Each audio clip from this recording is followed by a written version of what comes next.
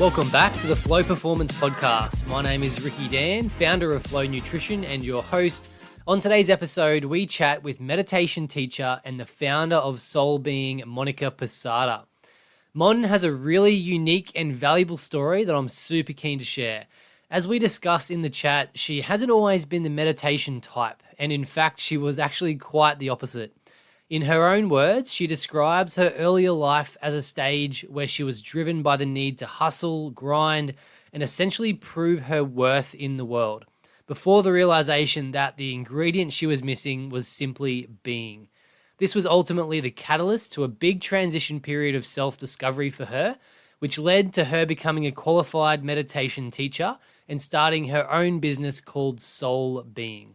There is so much to learn from this chat and Mon's story in general. I personally think that the hustle culture that is so prevalent in today's society has definitely gone too far. I think it's great to be driven and ambitious, but I see so many people now burning themselves out, putting work ahead of their health, and being proud of how little sleep they get or how hectic their schedule is. Now, I can definitely relate with how easy it is to get caught up in the doing of life, as Monica would explain. For me, it's hyper-focusing on checking off my never-ending to-do list or constantly preparing for things in the future.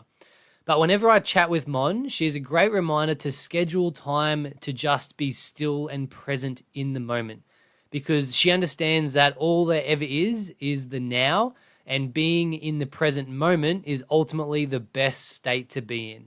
This is something that I'm massively still working on myself, and I found this chat very helpful, and I'm sure you're going to as well. In today's chat, Monica details the lessons that she's learned in her journey to becoming a meditation teacher. We discuss her business, Sol Being. We chat about what meditation actually is, and she provides insight into the benefits that we can get from simply taking the time to be still and present. If you're enjoying these podcast episodes and want to support the brand, make sure you jump on the website and grab some of our new Flow nutritional bars. Our Flow Energy Bar is the easiest and most effective way to fuel before and during exercise, while our recovery bars nail the basics for post-exercise recovery. Just for listening to this podcast, you can get 10% off your total order with the code FLOWPOD at checkout. Now, this is such a valuable episode, so let's dive into it. Here is the chat with meditation teacher Monica Posada. 3, 2, 1, Alrighty, welcome back to the Flow Performance Podcast. My name is Ricky Dan, founder of Flow Nutrition. Today I am out in West End in Brizzy with the founder of Sol Being and meditation teacher Monica Posada. Monica, it's a pleasure. Thank you for having me. No worries at all. So the listeners would be well aware, for each guest that I have, I try and record the episode in a location where they commonly experience flow state or associate flow state with it. We're down in a beautiful park here in West End. What is the significance around where we are today? Yeah. So this place here, Orley Park, it's actually humble beginnings for me. So this is where I first came out to start doing some meditation, community meditation classes. And I would come out here prior to getting into the meditation world for runs, normally passing this place. But yeah, something inside me felt like this was just somewhere where I felt at peace and I felt calm. And so I decided to use this space to bring people together and come into stillness together. Yeah. I could see why. It is absolutely beautiful out here. It's dead quiet, nice little breeze sitting on the river. I actually used to do a little bit of study across the river. Actually, I don't know exactly where it was, but I'd just ride down from UQ on the other side of the river and just sit by it. And something about being near a body of water too. I feel like that's very important for the mind. Yeah, for sure. With just immersed in nature. And like you said, that's something about this place that it's quiet. It's almost like, I think in New York City, right? And there's the, what's the big park in the middle? Central Park. Mm-hmm. And it's like a humble, quiet place despite like the city and all the chaos and the noise around it. Yeah. No, I love that. Well, the first question I ask each guest is a very, very simple one. Let's just start with, actually, it's very general as well. Who is Monica Posada and how does she experience flow state? Yeah, great question. So I'll start with how I experience flow state and then go into who is Monica Posada. So how I experience flow state, I mean, before getting into meditation, I was very much an active, very physical, like loved getting into my sport. And yeah, without even knowing it, for me in those moments, that was, I was fully immersed in what I was doing. And back then, I guess I didn't really know that I was really present, right? But then going into meditation and finding meditation and sitting in stillness more and more, I realized that I was able to come to a place to experience flow. And for me, that is coming out of my head and into my body. And my yoga teacher once said to me, when we arrive on the mat, our mind likes to be somewhere else, but it's bringing that body-mind connection onto the mat. So, and there's that saying as well, like, be where your feet are. So that for me is flow, is to, let go of that logical thinking mind and come into the feeling and the sensations within the body. And more I noticed when I sat, and of course with meditation, if anyone's tried it, like, we love to think. We have about 60,000 to 80,000 thoughts a day. But then there was those moments, these like little spaces of where you maybe thought for just a moment ceased, and it was just fully being in, I like to call just this like spaciousness, this emptiness. And yeah, more and more every time I sat, and not so much sitting, because with that practice, the formal practice of meditation, which is actually the sitting, and you can close your eyes, you can actually just stop and stare at something. But I noticed that it helped with my ongoing practice of living mindfully. And that's the key difference of meditation, that formal practice, and mindfulness being that ongoing practice, a way of life. Yeah. Oh, I love that. And I guess 5 years ago, your answer to that question would be very different, I would say. And then in a good way, I've loved watching your sort of journey over the last 5 years, as you said, going from, and you're still a very active person, but I think that your predominant mode of flow state now is a little different from previous. So I'd love to sort of hear about, and I'm not sure of the exact timeline, but you had a business, you were working at Lululemon, you were very go, hustling. What was that like, and sort of what sort of time frame as well? How long ago was that? Yeah. Mindset? So I came to university at UQ, and that was 2015. Did a marketing and economics degree. Always kind of envisioned myself in the corporate world. I guess I just wanted to be this like big boss, I don't know, just really, I would say I was very much in like an alpha masculine energy, because I was constantly in this like achieving mindset, and that stemmed from even from schooling days. Like I would say I was that high performing kid that, was doing like really, was seeking high grades, like good grades, but then also like was a captain of all the sporting teams and was like topping the classes and just like, I guess striving for perfect. Being the youngest of four as well, I guess looking at my siblings, we're all pretty high achievers, and even, parents, like dad with his own business, just killing it. And so I guess deep down that was always something that I looked up to and thought that was the way. So then when I graduated university, I'd set myself up like, internships, worked in Dubai, was over living in Barcelona, really set myself up for, I guess, this dream job that I thought it was. And I didn't get it, and I couldn't get a job. So that was in 2019 that I felt a bit hopeless, because I thought this was the way that I was going to be going, my path, and I didn't get that. And what I did get, I landed a job with Lululemon.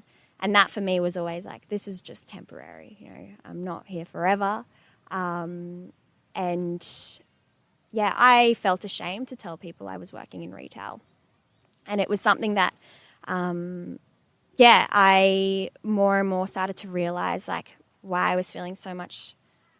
I started to, explore like, okay, why am I feeling so uncomfortable right now telling people? And because I'd worked so hard to, build this image of being that high performance, like successful woman, telling someone that I was working in retail just didn't fit with that image. So there were a lot of little moments, trying to constantly achieve. I also felt there was a lot of inner turmoil. Like, in the outskirts, everyone looked at me as if she was this happy, like just constantly ticking things off the list. Like it was what was next. And like people would ask me that, like, what's next? Right? And so you do fall into that. You just keep wanting to almost like give the people what they want, like, right? And like give your parents what they want. But, when it started to get really tough, and like, there were days I'd wake up and I was like, I don't want to go to work. Like, I hate this life. And I just more and more it started getting into my head. And there was a lot of anxiety and a lot of like future thinking, or replaying of the past. Just little signs started happening, even with my health as well. Like I remember getting a gum infection, and there was something that the optometrist, it was lockdown actually, and I somehow managed to find an optometrist to look at dentist, to look at my teeth. And he said like, yeah, you've got a really bad gum infection. You can't drink, and my birthday was coming up. And he said, maybe this is a gift that you need to give yourself for your body. And when he said that, like, I just remember him saying that, and I was like, why? Like, a gift to my body? Like, what? Like, this, and he kind of like separated me and my body. And that moment happened, and I actually decided not to drink and like, just look after myself for a bit. And I kind of fell back into a bad pattern. And then it wasn't until a very pivotal moment where I decided to, I signed up to do Gold Coast Marathon, and I thought, here's another thing I can prove to people that I'm good at. And on one of my training runs in Moffat Beach actually, was running, beautiful day, going steady too. But last minute, a dog came right in front of me. Like you couldn't even, like the timing of it was just like crazy. And I went flying over it, put my hands out, and dislocated and fractured my elbow. And I didn't think much of it. I thought it would just be fine, and I could run again, like I could still run and everything. But it was a moment that pulled me back down. It literally grounded me. This dog grounded me, and it was a huge wake-up call. And I'm so happy because I have a scar to remind me every day of it, because, it literally was the wound that cracked me right open, and it allowed me to go inwards. And I was someone that was constantly doing to not feel, and achieving. And I felt like my default was like, if I'm not achieving, then I'm not worthy. So this was the thing that forced me to stop. And I was told I can't do anything for 6 months, no physical activity, which was something that I relied on. And I realized, okay, well, if I can't work out my body, then I'm going to work out my mind. And that was the entry into meditation. I dabbled before a little bit, but this was kind of where I was like, no, I'm going for it, and I want to learn it, and I want to find a teacher, and I want to because I'd experienced it a little. I did a month of it while I was at uni, and it was the semester that it was my last semester at uni, and I felt so stress free and so just calm and switched on. Like in my tutorials, I was the person answering questions, and because I was there, I was present. So yeah, it was funny just noticing how it would. The results weren't happening in the meditation itself; it was happening in my life. Yeah. Wow, Yeah. that story is honestly incredible, and it's so not only inspiring but relatable, because I can guarantee there's listeners that are hearing that and reflecting on where they are in life and knowing they are still in the old sort of Mons sort of mindset, and even just listening to like your language around when you were at the start talking about flow state and what you're currently doing. It was all about internal feelings, whereas when you were talking about your past experience, it was all about that external validation, and even your definition of achievement wasn't anything to do with you. It was, what do my parents want me to achieve? What do my friends want me to achieve? So it sounds like you've just completely flipped from this external view of life to what do I actually care about and what's actually going to make me fulfilled. Is that sort of the first time you started asking yourself those types of questions? Yeah, for sure. It was a Yeah. huge shift. Like, I didn't realize there was this whole other world, this universe, and it was within. It had nothing to do with anything outside, and that was the thing, right? Like, because I, in that journey, while I was at university, and then coming out of it while I was at Lululemon, I actually had done a lot of things. Like, I've been a Pilates instructor. I used to work in PR agencies. I worked at a cafe, but I feel like that's the job that you have while you're at uni or whatever. But I tried a lot of different things, and then I got into boxing, and boxing actually was something that I experienced a lot of flow state when you just like. For me, I love that. Doing pad work and creating patterns, and it felt like a dance. And I loved the feeling of feeling empowered and confident, and that was something, as women, I find that it can be really intimidating doing something like boxing or releasing like anger, which sometimes can feel like we need to suppress it a bit and be like that gentle, feminine kind of figure. So I was doing that, and that was amazing at the time, because it opened something up within me, but I also realized it was another form of me trying to achieve, because at the time when I was at Lululemon, I was thinking, well, if I'm at retail, then how can I also like still live into that successful image? I was like, well, why not start a side hustle? Why not start a business? Because then I'll feel worthy to other people, and like at the time, in particular, to my parents. So I made it into a business, and that was like, that's what leveled it out for a bit of me being okay with being at Lululemon, because I could say, no, well, I actually have a boxing business. Like, I'm not Lululemon. Like, that's a side gig. But once again, the whole reason you started that was derived from that external reason, right? Like, that's, yeah. Yeah. And so that was like a big, and the hardest part was because I'd started it at the end of 2019. So I was at Lululemon, graduated university mid-year, and then got into Lululemon, and then I started Box Femme, which is what the female boxing community was called, where I'd run events for women. And after a year of that, I mean, COVID hit as well, so I wasn't able to do many events, but I still kind of built up this community online, even with Instagram, and I was sharing like boxing videos, and I was dabbling into the meditation, but it wasn't enough, because I didn't think that you could do something with that. Like, that was just a bit too woo-woo.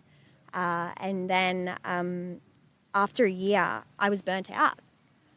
I like got to a stage I was like, I wake up and I start thinking about box fem, and I don't go to, like, I hit the pillow and I'm just thinking about it all the time, and like I wasn't really present as well. And I felt really ashamed of myself. I was like, I've only done this for a year and I'm already quitting. And I felt bad for the people that were part of it because they loved the community, and it was an amazing community. But I felt like I was, doing a disservice to them, and I wasn't, like, I was giving up on them. And that was a tough time for me as well, because I was like, I'm a failure. I've only started this business a year ago, and now I'm not even doing it anymore. I don't want to do it anymore. And so that was the beginning of 2019, beginning of 2021. And in 2021, February of that year was when the accident happened. Yeah. I was forced out of boxing. Yeah. And like, who knows, you can call it like the universe, whatever, but that was what was meant to happen to me. Yeah. It forced you to actually reflect over your motivation behind why you're doing the things you're doing, in a way. Like, it's crazy how, and you've massively underplayed the work you're doing with Box Fam. Like, you created an amazing thing there, and you were achieving amazing things, but that's sort of the dangers around achieving things, right? Like, you don't have to ask the question, is this making me fulfilled? You can just keep achieving things that actually don't bring you that deep level of fulfillment or happiness. Yeah. And that can become quite addictive when you get the praise from others and your family and your friends going, wow, you're killing it. And because very different to your journey, but when I graduated uni, and my idea of success was in academia and becoming the best in the world in sports science in my little area, and I thought I knew what that path looked like. I knew what success looked like in that area. It took that really simple question of like, what does success look like to me, to actually reframe like my whole direction. And that's when I started even physical challenges, like doing stuff that I wanted to do, not signing up for a marathon because it's the cool thing to do, or so you can put the Instagram post up. It's like, what do I actually define as success? And to me, it's just becoming better every day and learning. And that's sort of massively shift. And that's why I started the business. And because I'm more focused now on like, what do I think of things rather than what are other people thinking? And that's made a huge change as well in my life. Yeah. No, it's huge. Like, and I think that's the big reason that I'm doing what I'm doing now is because I want people to realize that, we're on this earth to listen to our own heart, our own desires, and not conform to what we think success is, or because everyone has a different view on it, right? But like to be able to look within and find that answer, not what someone tells you, and that's what meditation has done for me is to be able to be still, to know, like we think that if we sit there, you're not going to achieve anything. Like that saying, like, don't just sit there, do something. But the opposite's true. It's sit there, don't just do something, sit there. Which is hard. It's hard. It is hard. And like, God, like even this journey of going inwards is like, my teacher says, you look at a white cloth, a white towel, and it looks clean, right? But then you pour it under a tap of water and all the muck starts coming out. And that's essentially what going inwards meditation is, because you're not aware of a lot of things because you're just on autopilot. You're in the rat race. You're constantly going, and it's not until you slow down and things start to surface you're like, oh, why did I actually start Box Fem? Why do I act this way around this person? Like, who am I? Yeah, what am I trying to achieve? Like. And so you're essentially just creating the space to actually ask those questions, right?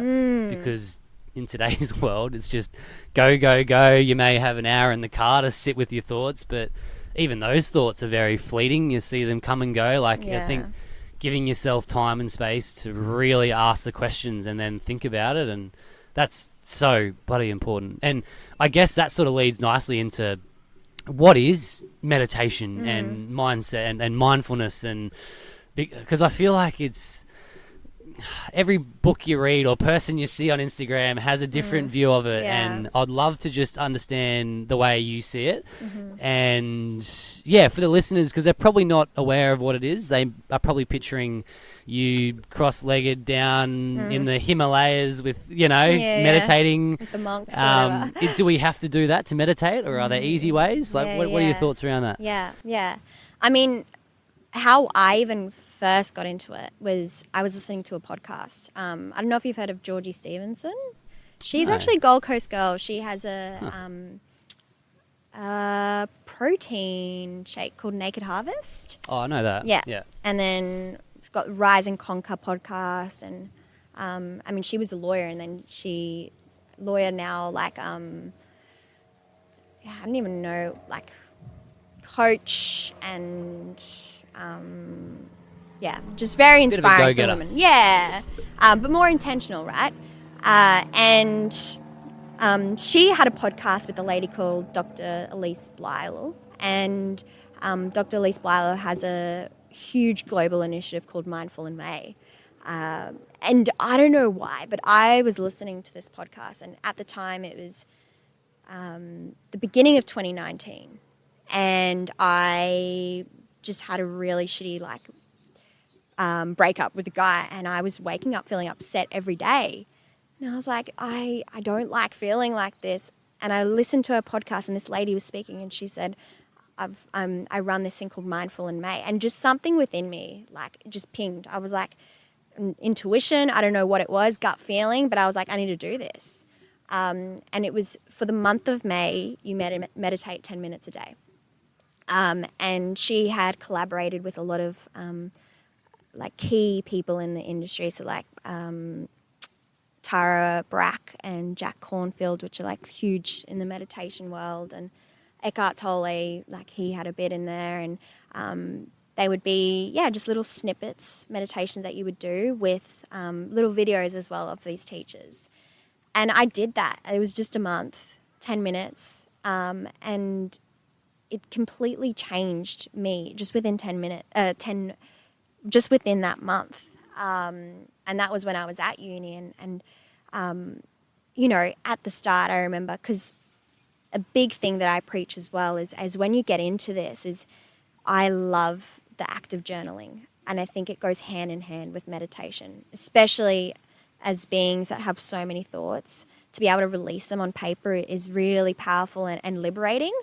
And so when I did start meditating, what they would say is, after you finish your meditation, just write a few sentences on what thoughts, feelings, sensations you experienced in this sitting.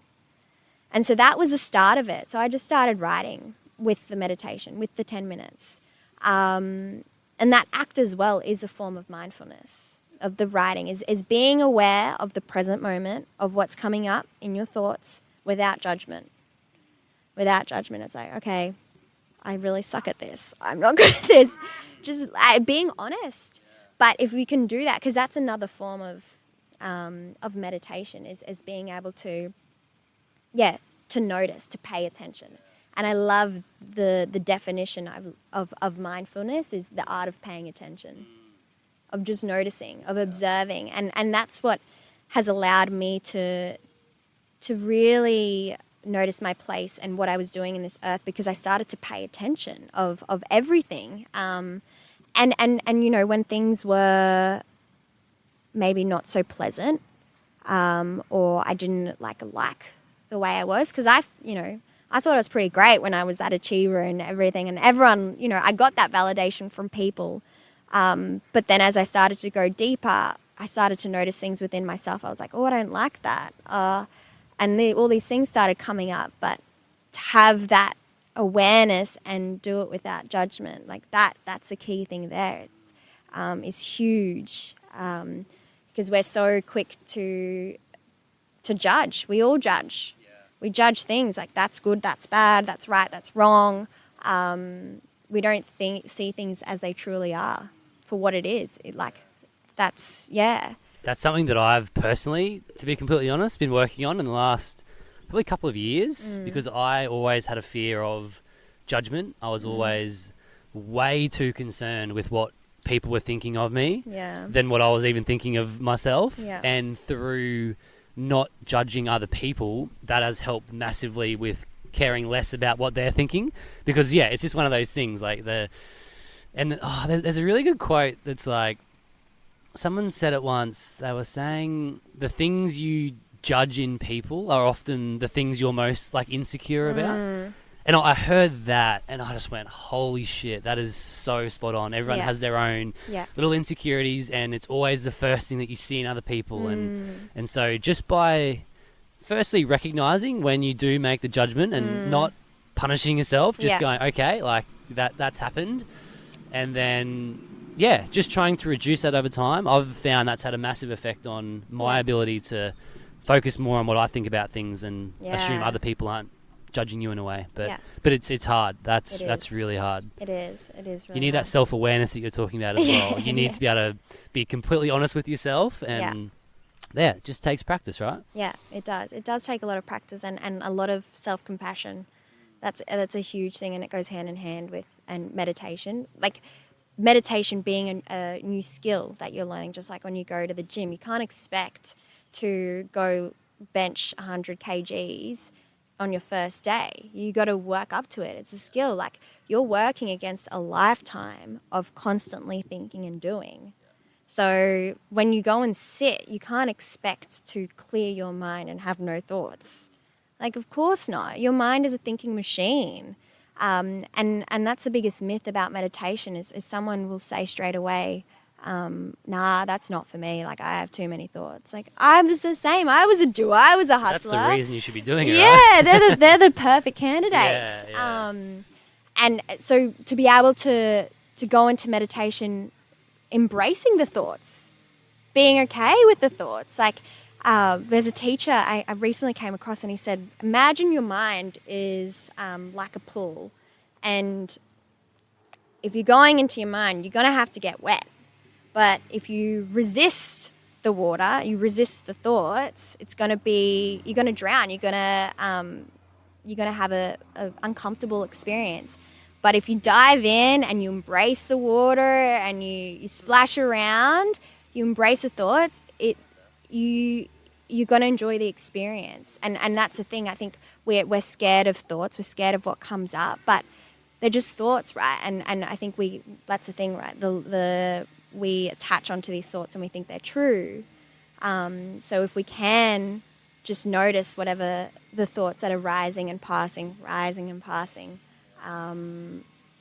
it allows the experience, it allows you to go deeper because you're not resisting what's coming up anymore. Yeah.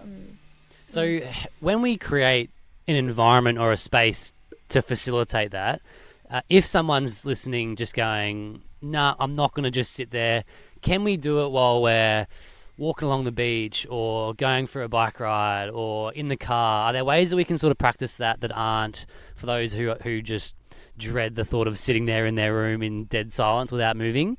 Can we achieve sort of the same outcomes doing something like a walk or light exercise? Yeah, of course. Like, and I will recommend that for someone when they're first getting into it. I normally like a mindful walk. I think that is a good thing because the thing is, like, yeah, and people say, I get it all the time, like, oh, golf is my meditation, or like surfing's my meditation. That's exactly what I was going to say, because there's the majority of listeners are surfers, snowboarders, and like even my old housemate, he might be listening. He's just like, yeah, my meditation is sitting out in the water.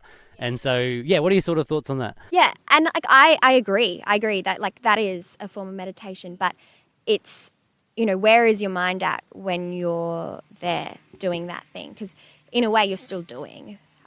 You're still, doing, even if it is just exercise. But it's noticing and being aware of where your mind is in that moment. So, for example, when I practice yoga, I notice how the practice itself was getting deeper and deeper because I was noticing where my mind was at. And the breath for me is that anchor. So every movement that I was making, it was in tune with my breath. And I was finding I could go deeper into the practice because I made a conscious effort every time I noticed my mind drifting. It was like, okay, coming back to this movement. So if you're on the board and you're out there, I mean, ask yourself, where's my mind at right now? Because I guess you can surf, but you might be thinking about what you need to do next, or Well, a lot of the time, a lot of surfing is just sitting there. Very, very rarely you're actually standing up on the wave. And I feel like there's sort of two different types of sort of flow state or presence that the majority of surfers feel, for example. And it's that presence when you're just sitting there with your thoughts. But then when you're actually standing up, that flow state is more, your focus is on the movements. So you're not really thinking about your thoughts. So I'm more picturing them out in the lineup by themselves, and you're right, you are still in the environment where you need to be. You need to watch the swell coming in. There are things you need to focus on. So I guess, yeah, not quite the same as just sitting in your living room with... Well, I think what you could do if you were out there, and for me personally, if I was out there, tune into your five senses. Because a lot of the time, it's so easy to sit out on a park bench or, sit out on your board, and you'll start letting, thoughts come through of different things. And they might be really peaceful thoughts, right? You might... But if you can really come out of your head and into your body. So like if I was sitting there, I would envision you're on the board, your legs are dangling there. And so like I'd start with my feet and I would just start noticing. And your eyes can be open too, but just start noticing the water against that sensation of the water against your legs, and like the temperature of the water. And then I'd work my way up and it's like, okay, now feeling the sun against my skin and how does it feel here? And then I would start noticing my breath, like is it shallow or is it deep? And then I'd start taking in what I can see. So I can see like another surfer beside me, or I can see the waves crashing, and just going through each sense. What can I smell? Oh, like the saltiness, the feeling of the power of the wind going against my skin, going through each one. And that in that moment of slowly letting that thinking mind cease for a little bit and dropping into that present moment. Mm-hmm. I'm already more relaxed just hearing that. Yeah, well, that's essentially I've only done meditation stuff a few times, but I like the one where you go like feet to head and you go through each like scanning. It really brings me into the present moment, and that's essentially what we're trying to do, right? Is bring ourselves into the present moment. And it's just reminded me of, we both have a love for Eckhart Tolle's book, The Power of Now. And for anyone listening, if you haven't listened or read the book yet, would highly recommend. I've only ever listened to the audio book, but obviously reading it's just as good. His voice can get a little bit sleepy sometimes. But the thing I love about that book is that it's so relatable because there's some random guy who actually asks questions along the way. It's almost like, and I remember the questions he asked were like the exact questions that I was thinking at the time. So he asked them in a way that like a skeptic would ask, which is, just a really effective format within the book. But yeah, what are your sort of thoughts, or what sort of strategies do you use with your clients or your students to sort of bring our presence more into the now? What sort of things do you do? Yeah. I've always loved, and this is what I teach like my students, is noticing your feeling and sensations, like, and just throughout the day, like just do a little check-in, like mindful stop, and ask yourself, okay, how am I feeling? Or what sensations am I feeling? Because our body is our biggest indicator, our biggest teacher, you could say, constantly giving us signals. It'll tell us, just with our breath, if we're in a state of stress or overwhelmed, or if we're cool, calm, and collected. Just by the breathing, like if it's shallow and fast, or if we're taking nice deep belly breaths. So would you suggest we need to implement the breathing with the meditation stuff? Does that sort of go hand in hand? Yeah, for sure. And I've always been a big believer that and a lot of meditation teachers do, but the breath is the most powerful anchor to the present moment. So yeah, a simple like mindful stop is something that you can do. So the STOP acronym is STOP for S, then take for T, take 3 mindful breaths. So that's just there intentionally following the pace and the rhythm of your breath. And then O, observe. Just observe how you're feeling. And then P, proceed with your day. And that's even a little hack that you can do on your phone. Set 3 mindful stops, alarms, randomly in your day. And when that alarm goes off, you take those 3 breaths and you do that. Because it's so easy throughout your day to just like get in the grind and, you know, you've got a deadline, you've got a to-do list that you need to get through. And this is the biggest thing because people think taking the stop is unproductive. But it's the most productive thing you can do. Like sometimes you do just need that break so that you can come in with more clearer, even if you need to make a decision as well, like to tune into that stillness within so that you can come up with a creative response or feel inspired by your intuition. Well, that's changing your state, right? I've had plenty of people on the podcast talk about changing your state.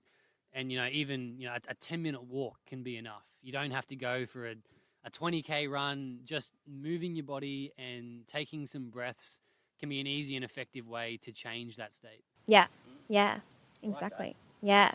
And it doesn't have to be like a full 5-minute thing. It can be that mindful stop, 1 minute. Yeah, 1 minute. We've all got that 1 minute, and it's a very good investment for the rest of your day. Yeah. And that's what I always say. Like, if you're using up 5 minutes of day is going to make that 23 hours and 55 minutes so much more productive, if you will, like productive and more meaningful. Yeah. What I love in the power of now, and one thing that has just really stuck with me, is he says that most people are either living in memory or anticipation. And it's always taken me such a long time to wrap my head around what the now actually was. And I'd always be super confused as to what people meant by like the now. And he would say things like, you know, there's never the future, there's never the past, all we ever have is the now. And it always just had me. But when he said memory or anticipation, that just really hit me because I think I probably live 90% of my life in either of those states. You know, I'm a very reflective person, and which I love. You know, even driving into Brizzy this morning, you know, I was looking around and I drove past a couple of old places where I used to live. I saw all my old sort of running routes along the river, and I love reflecting on those things. But I also find myself reflecting on like anxious feelings as well. Which, you know, are derived from times when something didn't go well or I didn't perform. So in those cases, it doesn't really serve me too well. And then the anticipation part, you know, I'm a big goal setter and very focused and driven to achieve goals, you know, where I want to be in the next 5 or 10 years. So when he said that, I just realized that I'm very rarely actually just living in the present moment. And because, as he says, you know, that's all we ever have, right? So have you ever experienced similar stuff to that? Or I'm guessing you probably have much more presence now in your life. Yeah, even like when people ask me, you know, what's my 3 to 5 year plan or where do I see Sol Being going? And I used to like feel uncomfortable because I actually started, like I didn't know. And old me would have known. Old me would have had the vision, the mission, the purpose statement, everything down pat. And like to let go of that and really almost, you know, this word surrender comes up a lot. And some people don't agree with it, but it feels right for me. Almost like let go of the need to control has always been a reoccurring thing for me because I was always someone that needed to have everything in control. I feel that. Yeah. And and that moment is real liberation. Like, it's real freedom for me. It's liberating to be okay with not knowing what the future is going to look like, purely because, it's not guaranteed. And some people might think that, like, that sounds pretty, like, well, like, it's a bit sad, like, but it honestly has made my life, like, that for me is freedom of suffering. And with my teacher, she has explored a lot of the Buddhist teachings, and they talk about, the reason we meditate is to free ourselves from suffering. A lot of the people think you meditate to gain things, and there's a beautiful quote, and the student asks the teacher, "Why do you meditate?" And the teacher says, "Oh, what have you gained from meditation? Practicing meditation?" And the teacher says, "I haven't gained anything, but I've lost anger, I've lost stress, I've lost jealousy, I've lost overwhelmment." And he just started labeling all these things. And actually from that quote is what inspired, what essentially what allowed Sol Being to birth. Because that's the way I saw. The more and more I journeyed within myself, I realized, wow, beyond all these layers that we've accumulated over life is just this, like, whole, complete, worthy being within us that doesn't have to prove themselves based on what they're doing, their achievements, their status, their wealth, the amount of materialistic things they have. Like, beyond all of that, they're already complete. And that's why I love Eckhart Tolle's work, because he talks about, there's life and there's your life situation. You're already in the now, you are already whole and complete, and just the way you are, you're worthy. But then you've got your life situation, and that's what you do, and how you operate in this world, or what you're doing with your time. And I think sometimes we get caught up in the life situation and we forget about life. So that for me is what brings me back to the now. Because even when there's moments where I'm stressing about, like, oh my God, I need to, like, create more things or have a plan for next year and all these things. And I'm like, hold up, come back here. And the more I come back here, the more confident I feel in the future. Because I know that when I'm coming from a place of now, that I do feel inspired, and I can trust that still small voice within that we've always had when we were a little kid. Even, you look at a little kid, they see a stick and they, like, start playing with it. They're just constantly following their intuition. But that kind of gets taken away from us as we start going through school. We start learning what success looks like, how to achieve everything. And so we put that still small voice into the extracurriculum side. Like, that's what we sometimes explore on the weekends. And it's normally that still small voice that guides us to our, like, passions. It's our curiosity, our natural impulses. Would you have any sort of advice to someone if that's currently how they're feeling? Because I reckon there's a lot of people out there in that exact boat. How could they start that journey to becoming or feeling more worthy and being, maybe just questioning themselves with, like, why are they doing what they're doing? Because that can just lead to a big effect in their life. So would you have any advice to someone who is sitting in that sort of mindset at the moment? Meditation, obviously, something they could incorporate. Yeah. I mean, like, just reflecting on my own life and my own personal experience. It wasn't until I stopped and started to slow down where I started to realize the worthiness. And like, I think that's the thing. We seek worthiness by the things that we do, and to feel worthy. And, like, we're living in a world where we're proving, we put together worth with achievement. And, like, where did we learn that? Where did that come? And we've learned these things, right? It's just like we've learnt fear. We've learnt, being judgmental. We weren't like that when we were babies. That's all been learnt. So the biggest advice, like, going back to when I was maybe in and this is the thing, I think this is stuff we need to be learning in high school, right? Like, at school, like, reaffirming that you're whole and complete and you're worthy. Like, I know that is a constant story that a lot of people have playing. I guess as well, like, that ties into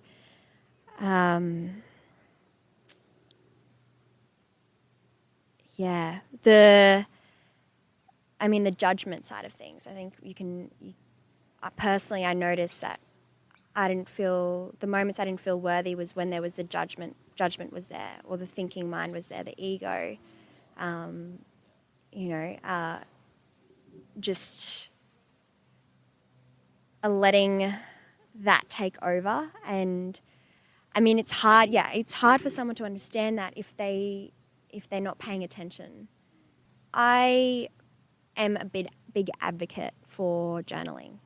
I think that plays into self-awareness. That is like, that you get to see almost like a new perspective of yourself when you can see it on paper.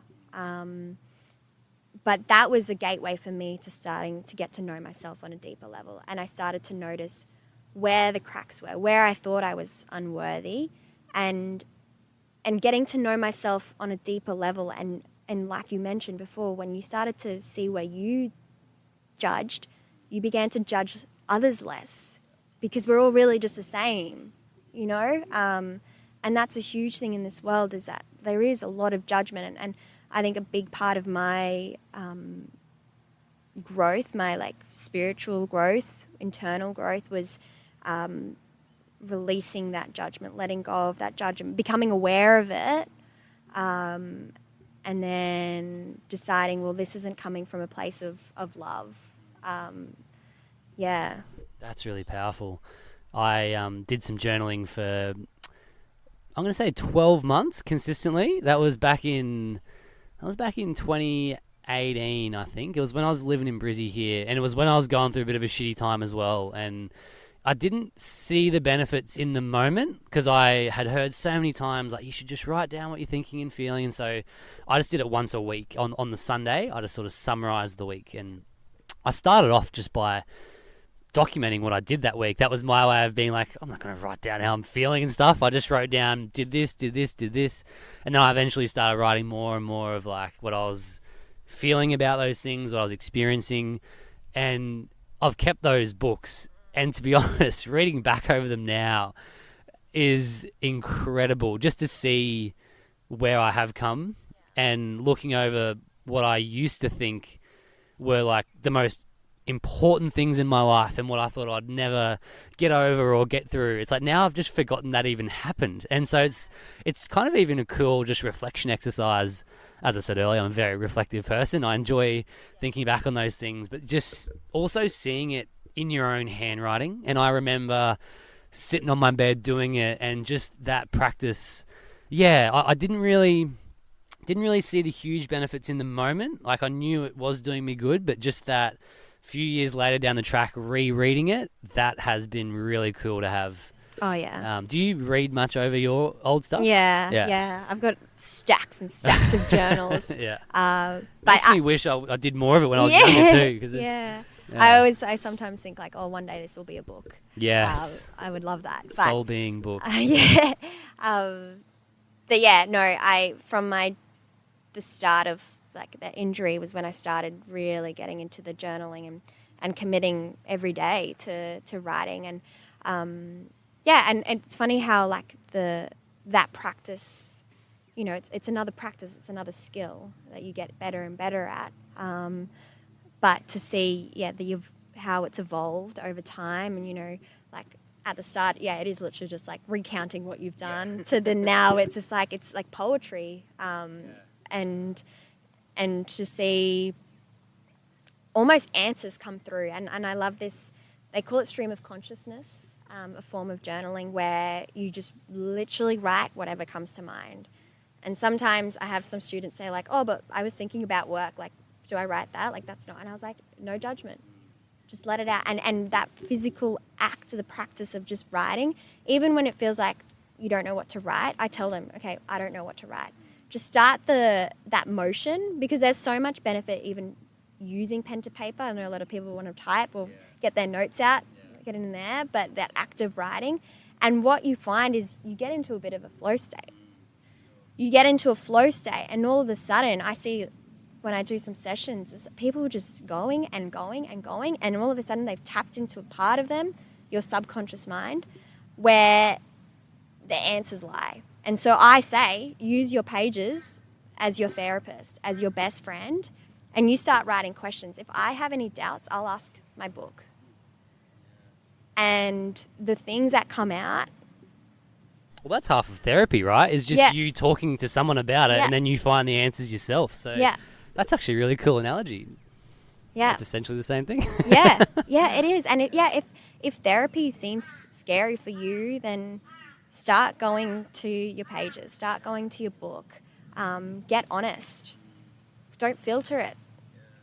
They're just thoughts. And this is the thing, like, it's scary, but thoughts they come and go. Just like these, like the pages. You can tear it up, you can rip it out. But journaling for me is like medicine for like my soul. And it has fostered that deeper connection with myself. And through that deeper connection with myself, I've then been able to realize the places that I haven't felt worthy. And I think that is almost the gateway. If you don't know, or like what that even means, or you think you're worthy. And it's not that I want people to go now and start digging, being like, okay, where am I not worthy? Like find the cracks or whatever. But I think it's just more a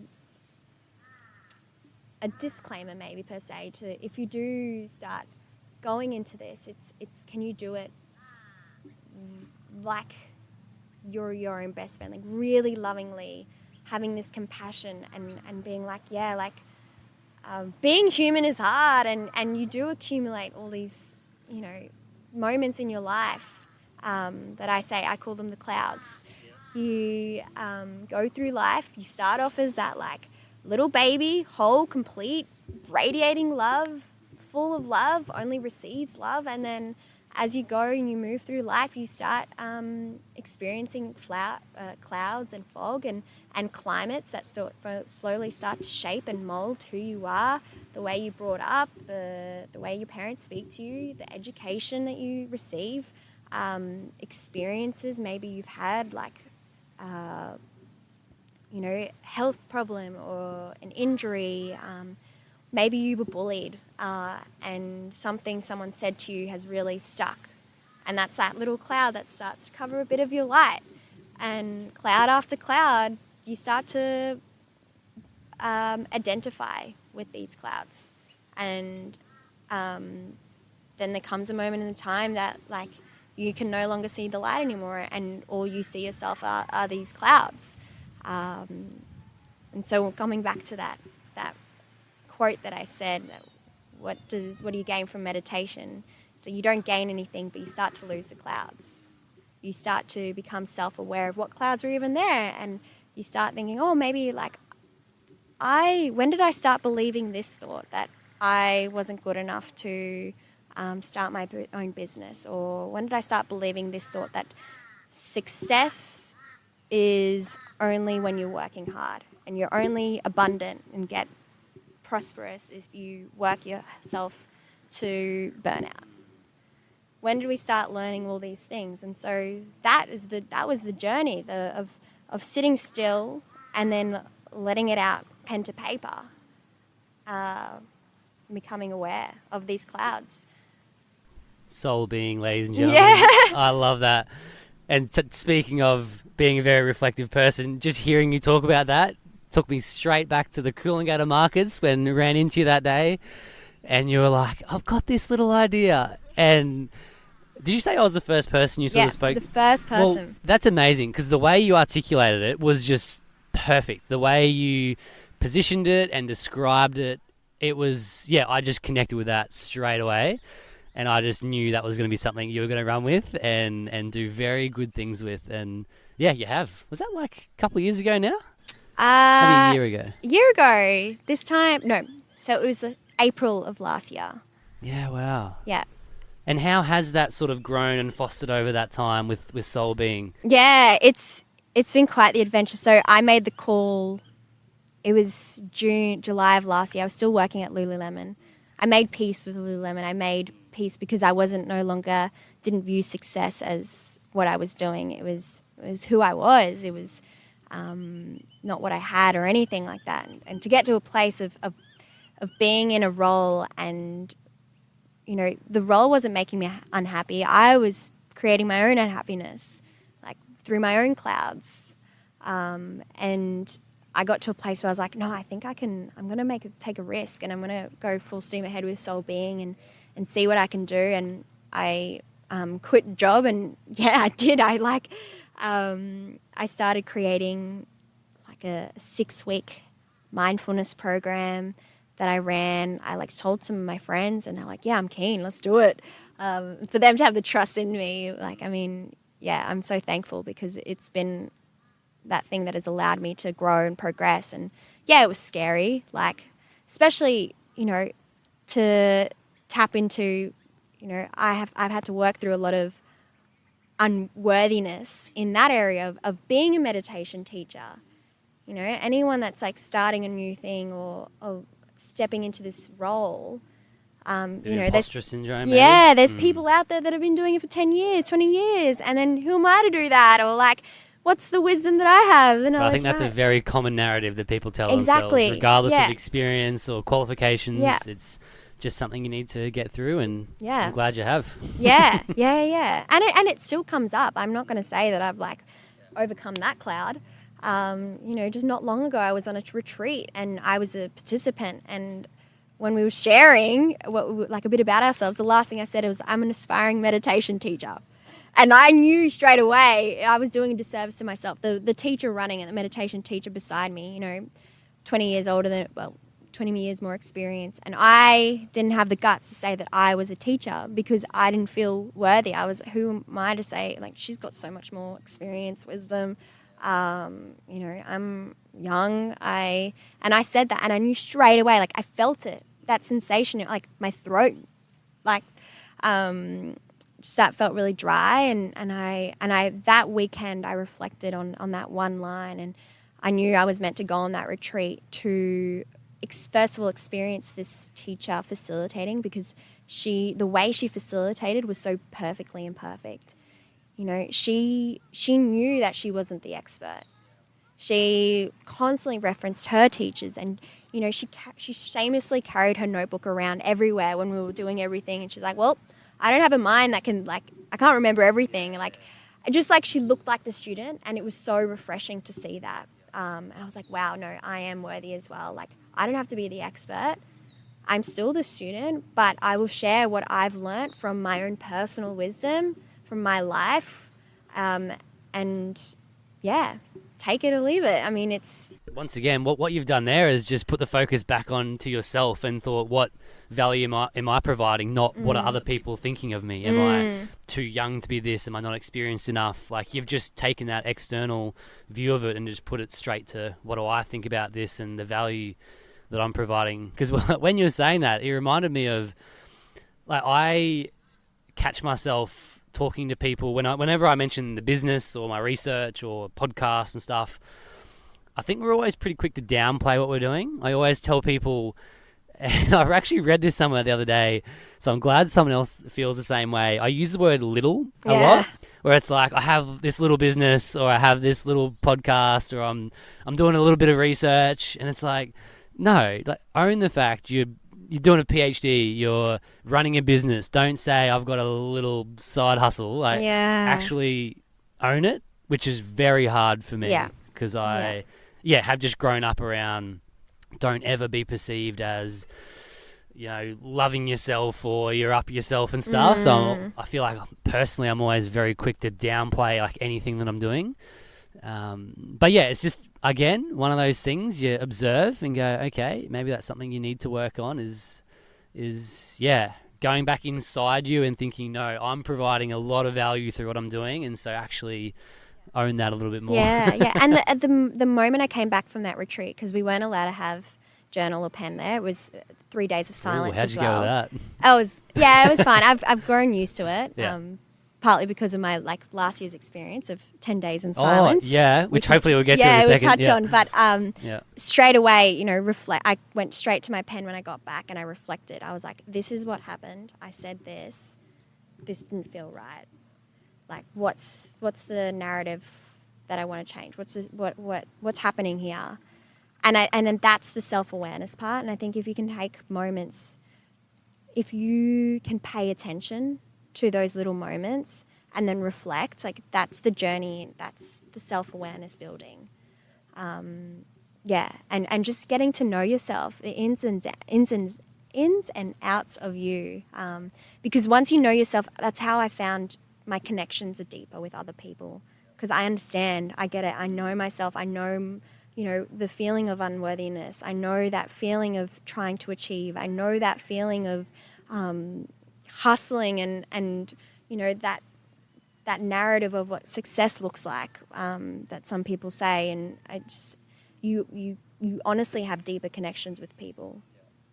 Well, that's why I wanted to exactly tell your story today, because it's so relatable. It's so relatable. And probably, just lastly here, going back to the growth that you've had over that whole time, it's a question I ask nearly all of my guests, and it's something that I love asking.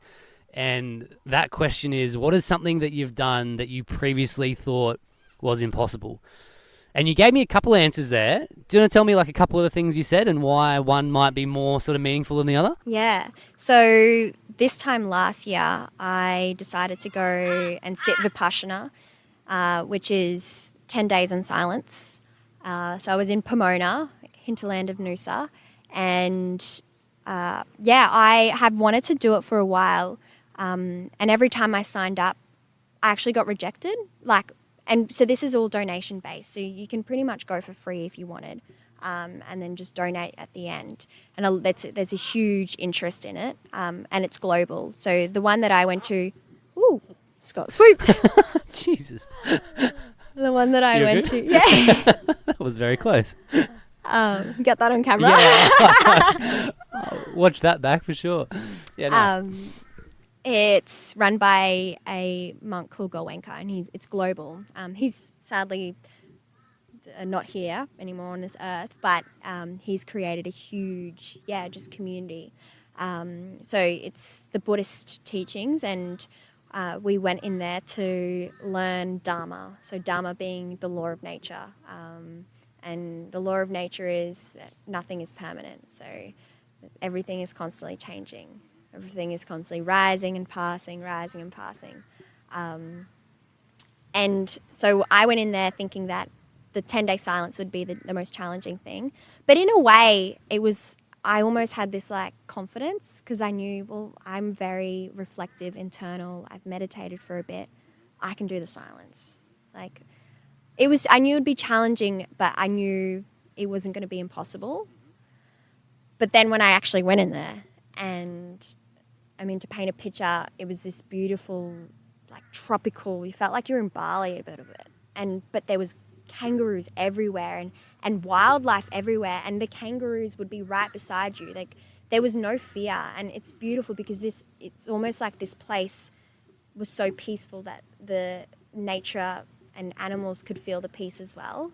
So there was this confidence, and you would just, immersed with them. And it's funny because when I walked in, you just picture going on retreat when you're in Year 6 camp or something, and you have these little cabins, and I'm sharing a room with someone else.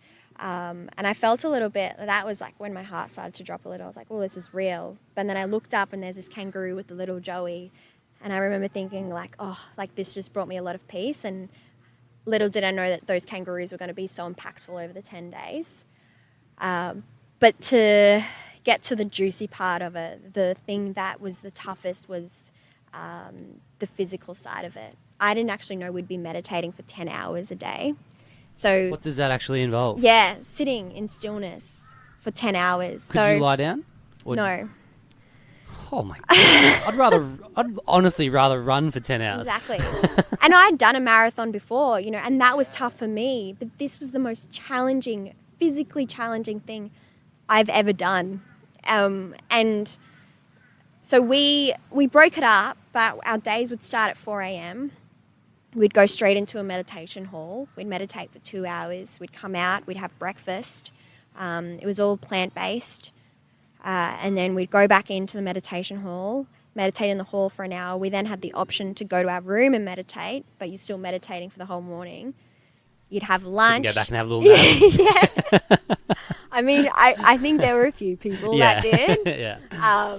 I did. I actually had naps at my lunchtime break.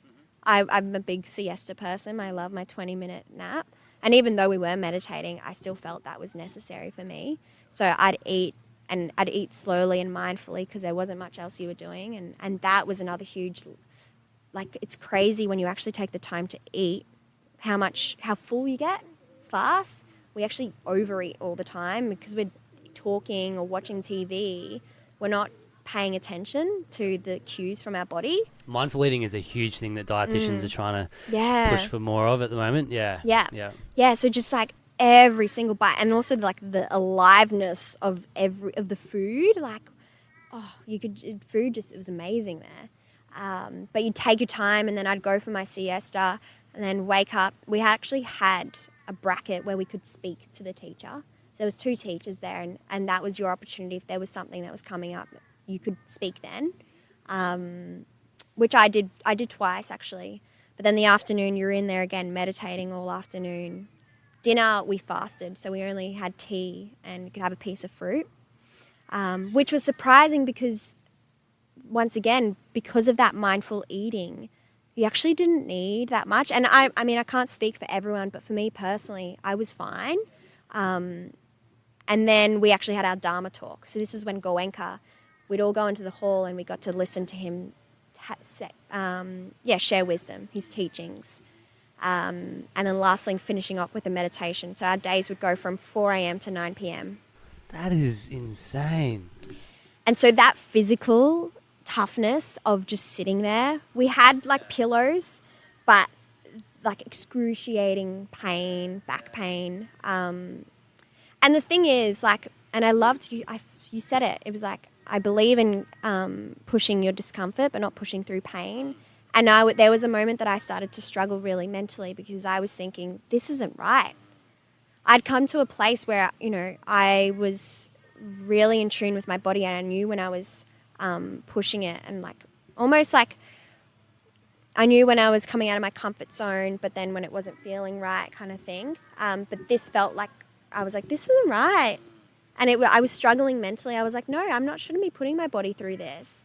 Like, meditation is meant to be peaceful and soothing. And why is it like this? Why is it harsh? Why is it, it's like, yeah. And so that was the part that I needed to experience, because I spoke a lot to my students about, you know, being aware of whatever's present without judgment, and being able to not judge or resist or,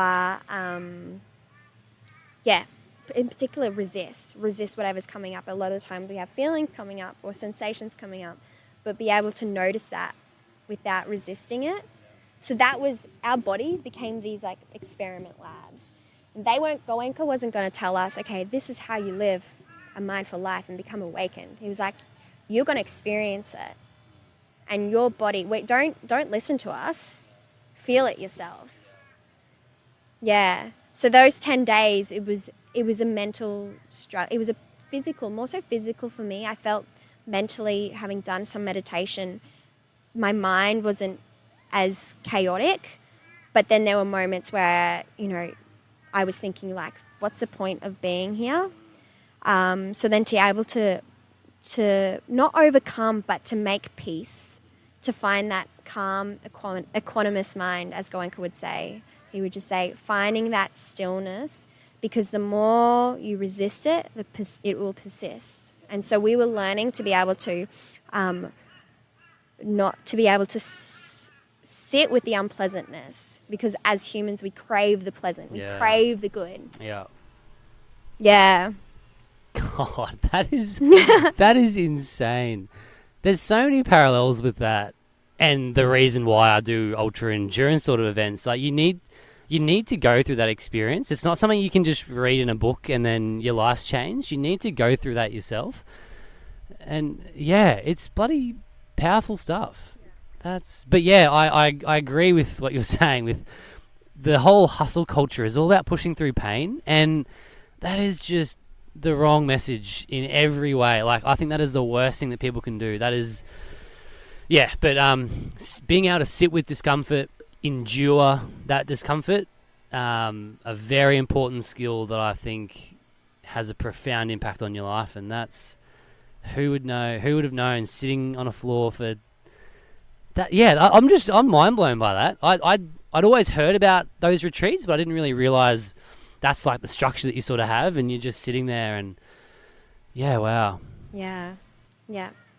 So and I didn't know that either, and I think I'm grateful I didn't know that. And this is like me having done like meditated for a bit. There's some people that went in there like they've never meditated in their life, and that's what they actually want. They prefer people that like you can't prepare for this, you can't go into training for this, but it's the best thing. It's the most challenging, excruciating but rewarding thing I've ever done, and it's crazy how it's helped me so much in life since that. Even at the start of this year where I kind of fell into a bit of a low with Sol Being because I lost all creativity and almost inspiration and motivation, and there was this pressure to all of a sudden start, I need to pay for bills, but it didn't feel right to release work to then just make money so that there was just that's like this I'm trying to get around as thing. well. I like went through it, like there was a lot of emotion, a lot of feelings, and from Vipassana I was able to sit with the discomfort, and I was like, I know it was tough, but like these low points and just releasing and not holding back, because I've learned to feel the feels, because they too will pass. And nothing lasts forever. And just riding that wave, because that was what I was supposed to experience. But I'm grateful that I had this experience, because it's just more wisdom that I have to share and offer for other people. And getting to a place, I said to myself when I finished Lululemon, I'm never going to work for anyone again. I literally said that. I remember that. And I'm back working for TH7 Body Labs, and it's the best decision I ever made, because I started being around people again and feeling inspired and having conversations, and all of a sudden my creativity came back and I felt more inspired. And so I think that just goes to show how, don't get caught up on one thought or one belief or one mission statement, or because we're constantly evolving. And that's why I've been really fluid with Sol Being. I haven't sat down and written like this is the end goal, this is the vision, because I've acknowledged within myself that I constantly change. So why do I have to put this in a box? Yeah, that is so important, especially in business, right? Yeah. Not only are you changing, but the world's changing. But yeah, Mon, that is so incredibly valuable. I can't thank you enough for sharing your story there. And there is just so much useful information around meditation, mindfulness. I know the listeners are going to get so much from that. So yeah, really appreciate your insights there. Where can people find Sol Being? Where can they find yourself? You're not on Instagram? Yeah. So How can they get in touch? Yeah, I'm coming back on Instagram. I took the year off. Social media detox would highly recommend, especially to find creativity again and to listen to what you want and not get a bit sidetracked on what other people want. But Sol Being, I'm on Facebook right now. I kept that, so you can find me there. But by the time you're probably listening to this, the website will be up. So it'll be, www.solbeing.com.au. And that will hopefully be a place where people can land to and see what I have to offer. Sol Being will be on Instagram, but not so active, I guess, just intentional. But if they want to reach out and message you, maybe that can be a place as well? Yeah, of course. Yeah. We'll leave all those links and stuff in the... I haven't even sorted this podcast stuff out. Leave the link in the description or whatever happens there. Because I can guarantee people will, because what you've just said there, I think is just so relatable, and that's the important thing. Is when it comes to meditation, you don't have to shave off your head and go and sit in the mountains. It's being able to adapt it to your lifestyle, and because you can reap the benefits just from those little 3 breaths. 3 times a day, right? Little mindful stops. Yeah. No, I love that. But yeah, thank you so much again for your time. That's all right. Thank you, listeners, for tuning in. We will catch you again next week. Thanks, Mon. Thank you. Thanks for listening to another episode of the Flow Performance Podcast. I hope you enjoyed the chat and found loads of value that you can use to fuel your flow state. If you did enjoy the content and want to support the brand, make sure you jump on the website and grab some Flow nutritional bars. They are the most effective and convenient way to fuel your flow state. And as a valued podcast listener, you can get 10% off your total order with the code FLOWPOD at checkout. So thanks again for tuning in. We'll catch you again next week.